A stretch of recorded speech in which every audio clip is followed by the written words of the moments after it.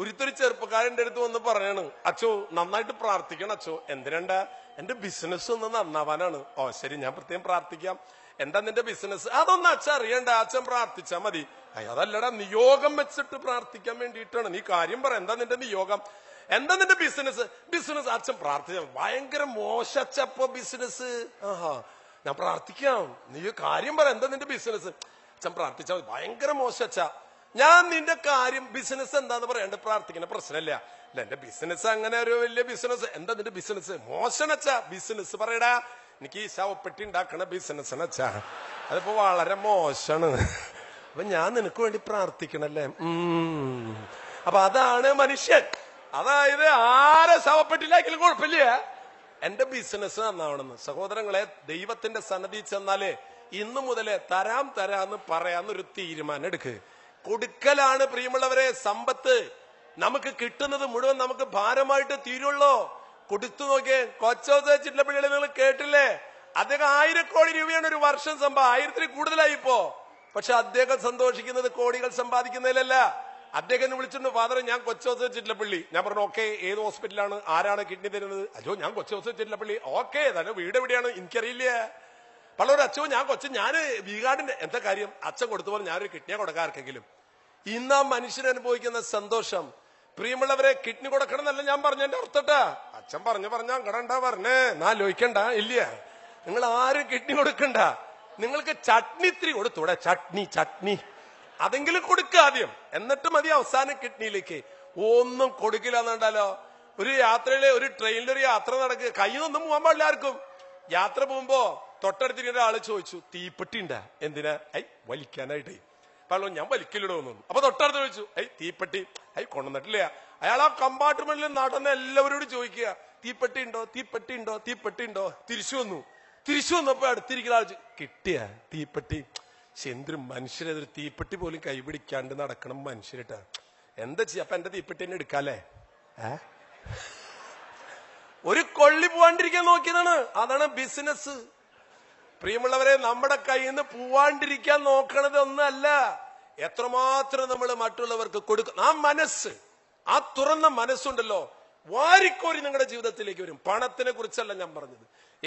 ഞാൻ ചുരുക്കാം, APJ അബ്ദുൽ കലാം ഈ യാത്ര, ഈ ഇനാഗ്രേഷൻ ആയിട്ട് പോയിട്ട് 2 മാസം ഞാൻ ഫോണിൽ അവിടെ നിന്ന് ഡൽഹിയിൽ നിന്ന് വിളിച്ചു, അദ്ദേഹത്തിന്റെ ഓഫീസിൽ നിന്ന്. ഫാദർ കാഞ്ഞിരപ്പള്ളിയിലേക്ക് വരണം. ഞാൻ എന്താ കാര്യം? അബ്ദുൽ കലാം വരുന്നുണ്ട്. അബ്ദുൽ കലാമിനൊരു അവാർഡ്, ഇപ്പൊ നിങ്ങളൊരു അവാർഡ് തന്നില്ലേ, ഇതുപോലൊരു അവാർഡ് APJ അബ്ദുൽ കലാമിന് കാഞ്ഞിരപ്പള്ളി രൂപത കൊടുക്കുന്നുണ്ട്. കമ്മ്യൂണൽ ഹാർമണി അവാർഡ് 1 ലക്ഷം രൂപയാണ്.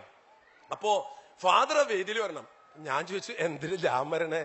അല്ല, അത് ആ വേദിയിൽ വെച്ചിട്ട് APJ അബ്ദുൽ കലാം ആ 1 ലക്ഷം രൂപ അച്ഛനാ തരണേ. എനിക്കാ? അതിപ്പോ അബ്ദുൽ കലാം നമ്മുടെ അമ്മായിയുടെ ബന്ധത്തില് ആരെങ്കിലും ഉണ്ടോ നോക്കി. ആരും ഒരു ബന്ധമില്ലാന്ന്. അബ്ദുൽ കലാം ഞാനായിട്ട് എന്താ ബന്ധം? അപ്പൊ എനിക്ക് തോന്നി ആള് കാശല്ല തരണത്, അയാള് തരണത് വേറെന്തോ സാധനമാണ്. ഞാൻ തീരുമാനം, ഞാൻ വരാം. ഞാൻ അവിടുന്ന് പോകുമ്പോ ഗിരിജ എന്ന് പറയുന്ന ഒരു ഹൈന്ദവ സഹോദരി എന്റെ കാറിൽ കയറ്റി. ആ സഹോദരിയും കൊണ്ട് ഞാൻ യാത്ര പുറപ്പെട്ടു കാഞ്ഞിരപ്പള്ളിയിലേക്ക്. ആ സഹോദരി വിധവയാണ്, ഭർത്താവ് മരിച്ചുപോയി. മകന് കരൾ രോഗം, മകൾക്ക് കിഡ്നി രോഗം. മകന് കരൾ കൊടുക്കാൻ പോവുക. 25 ലക്ഷം രൂപ വേണം. 5 ലക്ഷം രൂപയായിട്ടുള്ളൂ. ഞാൻ ഒരു ഫംഗ്ഷനിൽ വെച്ച് കണ്ട് പരിചയപ്പെട്ടതാ. മകൾക്ക് കിഡ്നി കൊടുക്കണം. ഒരമ്മ, വീടില്ല, ഭർത്താവില്ല, എന്ത് ചെയ്യും? ഞാൻ പറഞ്ഞു, ചേച്ചി വണ്ടിയിൽ കയറ്. നേരെ ഞാൻ കാഞ്ഞിരപ്പള്ളിയിലെത്തി. അവിടെ ചെന്നപ്പോ അദ്ദേഹം അവാർഡിന്റെ സമയം വന്നപ്പോ ഞാൻ മുമ്പിലിരിപ്പുണ്ട്. കം ഫാദറിനു എന്നെ വിളിച്ച വേദിയിലേക്ക് കയറ്റി. അബ്ദുൽ കലാമിന് അവാർഡ് കൊടുത്തു 1 ലക്ഷം രൂപ. ആ 1 ലക്ഷം രൂപ എന്റെ കയ്യിലേക്ക് തന്നു. ഞാൻ പറഞ്ഞു, സാർ എനിക്ക് 2 കാര്യം പറയാനുണ്ട്. പറയൂ ഫാദർ. എന്റെ കൂടെ ഒരു ഗിരിജ എന്നൊരു വിധവ വന്നിട്ടുണ്ട്. ആ വിധവ 4 ദിവസം കഴിഞ്ഞ കരള് മുറിച്ചു കൊടുക്കുക. 14 മണിക്കൂറാണ് പ്രിയമുള്ളവരെ മലന്ന് കിടക്കുക. ഈ കൂമ്പിന്ന് അങ്ങോട്ട് കീറിയാൽ ഈ പള്ള വഴിക്ക് അങ്ങോട്ട് പോകും. പൊളിച്ചു വെച്ച് 14 മണിക്കൂർ നീണ്ടെടുക്കുന്ന ശസ്ത്രക്രിയയിലൂടെ കരള് മുറിച്ച് മകന് കൊടുക്കുന്ന ഒരു അമ്മ. ഞാനിപ്പോ നിങ്ങളോട് പറയുമ്പോ 4 ദിവസം മുമ്പ് ഈ വയറ്റിൽ നിന്ന് പുറത്തു വന്ന 2 കുട്ടികളെ പൊക്കിള് കൂടി മുറിച്ചിട്ട് ആ വാക്കത്തി കൊണ്ട് എന്നെ കഴുത്ത് മുറിച്ച അമ്മയും ജീവിക്കുന്നുണ്ട് ഈ ലോകത്തിൽ എന്നുള്ള കാര്യം നമ്മൾ മറക്കരുത് പ്രിയമുള്ളവർ. ഇങ്ങനെയുണ്ട് മനുഷ്യരെ. സാധിക്കില്ലേ പ്രിയമുള്ളവരെ? സാധിക്കും, നമുക്ക് സാധിക്കും. ഞാൻ ആ അമ്മയെ കൊണ്ടുപോയിട്ട് പറഞ്ഞു, ഇദ്ദേഹത്തിന്, ഈ സഹോദരിക്ക് ഞാൻ 1 ലക്ഷം കൊടുക്കാണ്. APJ അബ്ദുൽ കലാം പറഞ്ഞു, വെരി ഗുഡ് ഫാദർ. ഞാൻ അവിടെ ചെല്ലവരോട് ഈ സഹോദരിയുടെ കഥ പറഞ്ഞിട്ട് പറഞ്ഞു, പത്രത്തിൽ എഴുതിയ സഹോദരങ്ങളെ, മനുഷ്യൻ അറിയട്ടെ, മനുഷ്യന്റെ കരുണ പ്രവഹിക്കട്ടെ. പിറ്റേ ദിവസം മീഡിയകളിലൊക്കെ വാർത്ത വന്നു. 3 ആഴ്ച കഴിഞ്ഞപ്പോൾ ഈ ഗിരിജ എന്ന് പറയുന്ന സഹോദരിയുടെ അക്കൗണ്ടിലേക്ക് വന്നത് 1,04,00,000 രൂപയാണ്. 3 ആഴ്ച കൊണ്ട്. മനുഷ്യരുണ്ട് പ്രിയമുള്ളവർ ഈ ലോകത്തില്. മനുഷ്യന്റെ മനസ്സില് ദൈവം വസിക്കുന്നുണ്ടെങ്കിൽ നമ്മൾ എല്ലാം കൊടുക്കും നമ്മൾ. അത് ലാഭമാണ് എന്ന് നമുക്ക് തോന്നും. അതിനുശേഷം ഓപ്പറേഷൻ കഴിഞ്ഞു. 40 ലക്ഷം രൂപ ആ മകന്റെ പേരിൽ ഡെപ്പോസിറ്റ് ചെയ്തു. ഗിരിജ എന്ന് പറയുന്ന ചേച്ചിക്ക് 25 ലക്ഷം വീട് വാങ്ങിച്ചു കൊടുത്തു. 15 ലക്ഷം ആ ചേച്ചിയുടെ ഡെപ്പോസിറ്റ് ഇട്ടു. ആ മകൾക്ക് 10 ലക്ഷം ഇട്ടു. എന്റെ കയ്യിൽ 10 പൈസ ഇല്ല, എനിക്ക് ബാങ്ക് അക്കൗണ്ടും ഇല്ല, ഒരു പ്രോപ്പർട്ടി ഇല്ല. അതിന്റെ ഒരു സുഖം അനുഭവിക്കുന്ന ആളാണ് ഞാൻ. പക്ഷെ ഇന്ന് ആ സഹോദരിയുടെ കയ്യിൽ പണം എല്ലാം കൊടുത്തു, എന്റെ കയ്യിൽ ഒന്നുമില്ല. എന്താ സുഖം? ആ സഹോദരി അനുഭവിക്കുന്നതിനേക്കാൾ പരമസുഖത്തിലാണ് ഞാൻ. പരമസുഖത്തിലെ എന്റെ സന്തോഷം നിങ്ങളോട് പങ്കുവെക്കലാണ്. ഞാൻ ചെയ്ത കാര്യം പറയലല്ല. നിങ്ങൾക്കും ആകാം പ്രിയമുള്ളവരെ. ജീവിതത്തിന്റെ സന്തോഷത്തിൽ കടന്നു വരാൻ നിങ്ങൾ ഞാൻ ആഹ്വാനം ചെയ്യുകയാണ്. അതിനുശേഷം ഈ ചേച്ചിയോട് ഞാൻ പറഞ്ഞു, ചേച്ചിയെ 1 ലക്ഷം അബ്ദുൽ കലാം തന്നില്ലേ, അത് 2 ലക്ഷം ആക്കിയിട്ട് ഇങ്ങോട്ട് തിരിച്ചു തരിക. 2 ലക്ഷം എന്റെ കയ്യിൽ ഞാൻ ഫെഡറേഷനിൽ വെച്ചിട്ടുണ്ട്. ഡൽഹി പോയപ്പോ ഞാൻ അബ്ദുൽ കലാമിന്റെ അടുത്ത് നിന്നിട്ട് ഈ കഥ പറഞ്ഞു. അദ്ദേഹം പൊട്ടിച്ചിരിച്ചു. ഭയങ്കര അത്ഭുതമാണല്ലോ ഫാദർ ചെയ്ത പ്രവൃത്തി കൊണ്ട് ഇത്ര വലിയ ഫലം ഉണ്ടായോ? ഞാൻ പറഞ്ഞു, സാറ് അടുത്ത പ്രാവശ്യം കേരളത്തിൽ വരുമ്പോഴേ എന്നെ അറിയിച്ചോളൂ. എന്തിനാ? 1 ലക്ഷം തന്നത് 2 ലക്ഷമായിട്ട് അങ്ങോട്ട് തിരിച്ചു തരാനാണെന്ന്. അതെന്തിനാ? സാറ് 1 ലക്ഷം തന്നു, നമ്മൾ 2 ലക്ഷമായിട്ട് അങ്ങോട്ട് തിരിച്ചു വന്നു. തിരിച്ചു വരുമ്പോ ഞാനൊരു ചേച്ചിനെ കൊണ്ടുണ്ടാവട്ട. അതെന്തിനാ? ആ ചേച്ചിക്ക് 2 ലക്ഷം കൊടുക്കാൻ. എന്നിട്ട് അടുത്ത പ്രാവശ്യം താങ്കൾ വരുമ്പോ ആ 4 ലക്ഷം ആക്കിയിട്ട് തിരിച്ചങ്ങോട്ട് തരാട്ടെ. പിന്നെ പ്രാവശ്യം വരുമ്പോ 8 ലക്ഷം. പ്രിയമുള്ളവരെ, ഈ ലോകത്തിൽ അത്ഭുതങ്ങൾ നടക്കും. എന്നും അത്ഭുതങ്ങൾ നടക്കും. നമ്മുടെ മനസ്സ് നന്മ നിറഞ്ഞതാണെങ്കിൽ. ഞാൻ എന്റെ വാക്കുകൾ ചുരുക്കുന്നു. നിങ്ങളുടെ ഈ സ്നേഹത്തിനും നിങ്ങളുടെ ഈ വലിയ കാരുണ്യ പ്രവാഹത്തിനും സന്തോഷമുണ്ട്. ഇതൊരു ഹാർവസ്റ്റ് ആകണം. നിങ്ങൾ കൊയ്ത് കേട്ടണം. നിങ്ങളുടെ മനസ്സുകളെ കഴുകി വൃത്തിയാക്കണം. മനുഷ്യരോട് കരുണ കാണിക്കാൻ എന്നെ നിങ്ങൾ ആദരിക്കുക എന്ന് പറഞ്ഞാൽ എന്നെയല്ല, ആ പ്രവൃത്തിയെയാണ് നിങ്ങൾ ആദരിച്ചതും സ്നേഹിച്ചതും. അങ്ങനെ ആദരിക്കുകയും സ്നേഹിക്കുന്നുണ്ട് എങ്കിൽ നിങ്ങൾ തന്ന തുകയുണ്ടല്ലോ, ഞാൻ ആരുടെയും അവാർഡ് വാങ്ങിച്ച ആ തുക ഞാൻ കൊണ്ടുപോകാറില്ല.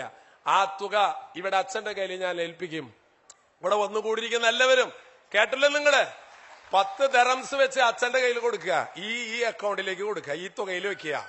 എന്നിട്ട് ഇവിടെ ഒരു കിഡ്നി രോഗി കഷ്ടപ്പെടുന്നു, അവൻ മരണത്തോട് മല്ലടിക്കുന്നു, അവൻ അത്ര അർഹതപ്പെട്ട വ്യക്തിക്ക് അത് നിങ്ങൾ കൊടുക്കുമ്പോൾ നിങ്ങൾ കൊയ്ത് കേറ്റും പ്രിയമുള്ളവരെ ജീവിതത്തിൽ.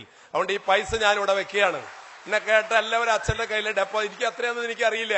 പക്ഷെ അതിനുവേണ്ടി ദൈവം ഒരു മനുഷ്യനെ നിശ്ചയിച്ചിട്ടുണ്ടാവും. ആ ആൾ ആരാണെന്ന് പോലും എനിക്കറിയില്ല. അങ്ങനെ വേണം. ചെതൽ പിടിക്കാത്ത, കള്ളം കൊണ്ടുപോകാത്ത സമ്പത്ത് സമ്പാദിക്കണം നമ്മൾ മരിച്ചു പോകുമ്പോ മക്കൾക്ക് കൊടുത്തതിന്റെ കണക്കൊന്നും സ്വർഗരാജ്യത്തിൽ എഴുതി വെച്ചിട്ടുണ്ടാകില്ല. ഈ UAE നിങ്ങൾ എന്ത് സമ്പാദിച്ചു എന്നുള്ളത് സ്വർഗത്തിൽ എഴുതില്ല. മനുഷ്യന്റെ ഹൃദയത്തിൽ സമ്പത്ത് സമ്പാദിക്കണം പ്രിയമുള്ളവരെ. മനുഷ്യന്റെ ഹൃദയമാണ് ബാങ്ക്. ഓരോ മനുഷ്യനും നമ്മൾ ചെയ്യുന്ന നന്മ പ്രവർത്തികൾ അവന്റെ ഹൃദയത്തിൽ ചെന്നാൽ പേരിൽ ഡെപ്പോസിറ്റ് ചെയ്യും ഈശ്വരന്റെ ദൈവത്തിന്റെ സന്നദ്ധിയിൽ. എന്റെ വാക്കുകൾ ഞാൻ ചുരുക്കുന്നു. സന്തോഷമുണ്ട്, തികഞ്ഞ സന്തോഷമുണ്ട്. നിങ്ങളുടെ അവാർഡ് അത് നിങ്ങളുടെ സ്നേഹമാണ്. പക്ഷെ എനിക്ക് നിങ്ങളോട് പറയാനുള്ളത്, നമ്മൾ ഈ UAE വന്നിട്ട് മലയാളികൾ ഇവിടെയുള്ള മനുഷ്യ സമൂഹത്തിന്റെ മുമ്പിൽ കാണിച്ചു കൊടുക്കണം, മലയാളിയുടെ മനസ്സ് തങ്ക മനസ്സാടോ. Thank you very much.